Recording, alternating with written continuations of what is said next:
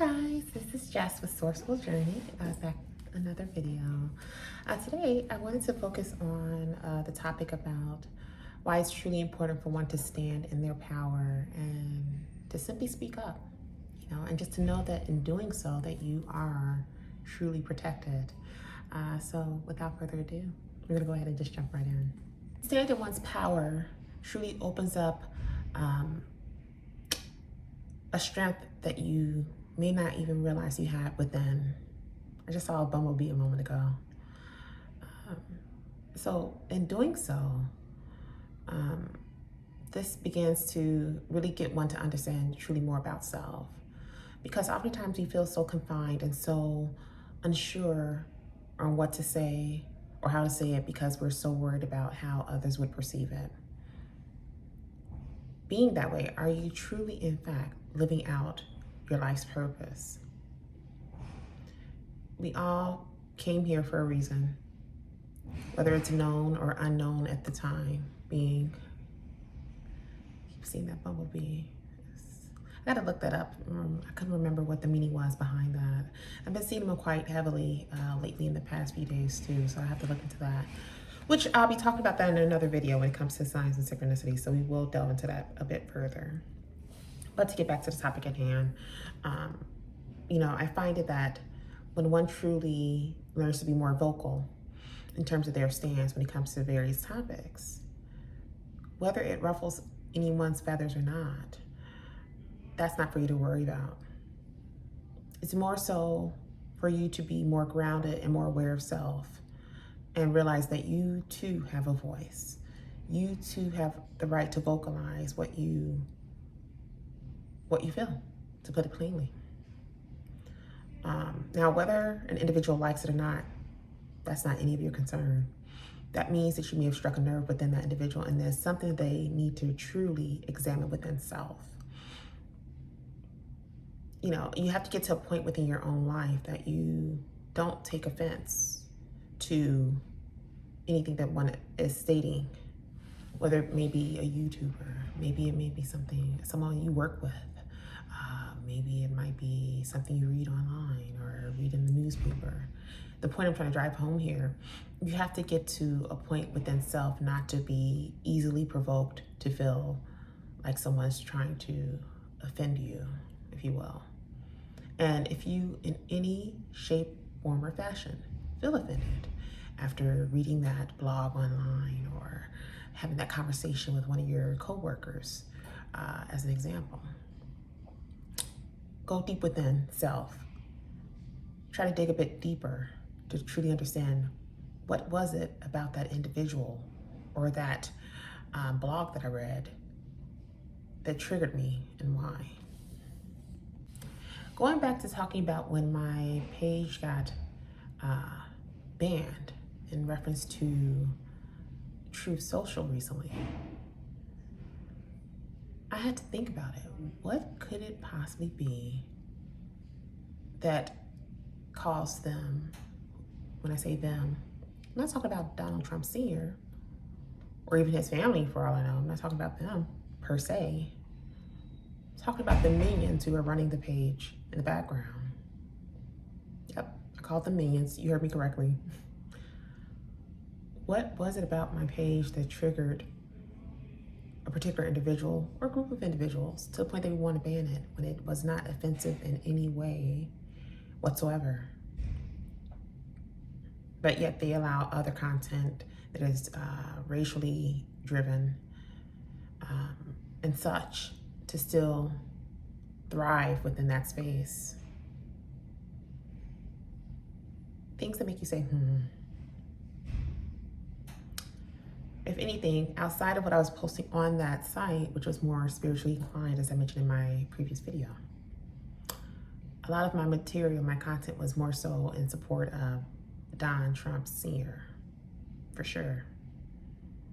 We're going to talk about him a little bit more in another video too, because there's another reason why I truly support this individual.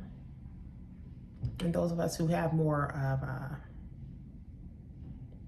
a spiritual vision You can see there's more to this guy than what meets the eye. He's a little different from the other politicians we've had in the past. I think some of us who witness it or who notice it, we know. Now, I'll be lying, and not to digress too far out. We'll talk more about it in another video, as I mentioned. I would be lying if I said at one point that I was not too sure about supporting him. But as time progressed onward and I started doing more research and looking into this candidate, this political figure, I realized that he truly is not like all the others. And as I mentioned, we're not gonna go too far into it, but we'll definitely talk about it in the next video. I found that whenever I had myself in a predicament where I kind of succumbed to my environment and just really shut myself off because of fear of what others would think if I became more vocal, I found that I truly wasn't being myself. I'm a bit of a talker. I tend to shoot from the hip, in case you guys haven't realized. I think some of you guys are catching on now. You're like, oh shit. I mean, shoot, sorry. It's kind of funny because the same can be said about my coworkers. You know, I said it in a jokingly fashion, but I actually genuinely meant it. It was something along the lines of, don't ever, you know, pick and continue to follow behind what you believe to be a cat, to only turn around one time and look back and realize you were following the lion into their lion's den. Think about that. The whole notion of thinking that this person is so sweet, they're so soft, oh, they're just so friendly, they're so bubbly. You don't even realize what all it took for them to get to that moment. You don't even realize what type of beast they're covering within themselves. They're shielding you from within themselves, right? I remember one of my relatives used to say this. They would say, there's two types of people you always want to look out for. It's the ones that are really quiet and the ones that come off extremely sweet. There's a reason why they are that way, or what caused them to revamp their lives to become the way they are now. Now, the younger me, I was a hothead for sure, especially when it came to coming up, like going against girls, you know, like if I felt someone slighted me in some way, I was a hothead for sure. Never got to a point where I was like, you know, thrown in jail or have a criminal record. I don't have anything. My record is clean as a whistle, to be exact. But when it came to the minor things of calling people out or, you know, getting to fights or challenging a female adult, and I'm nothing but just a high schooler, I was bold. I was so bold. I'm still bold. That beast is still in me. But I've learned how to tame it. You understand? That's the kicker right there. I learned how to tame it. Now, in reference to coworkers, you know, you go into an environment, you know, oftentimes they'll see how you carry yourself. They would assume like, oh, this person's really conservative, which I am. But they're so formal. They're so I guess you could say so pious. I am. It's one of those things that you don't want to keep poking the lion and thinking you're going to get away with it. Because then you're going to get a reaction. And then you're going to wonder why. Like, wow, I didn't expect that from that individual. Why did they react that way? Well, let's see, Johnny. It's because you kept poking the lion.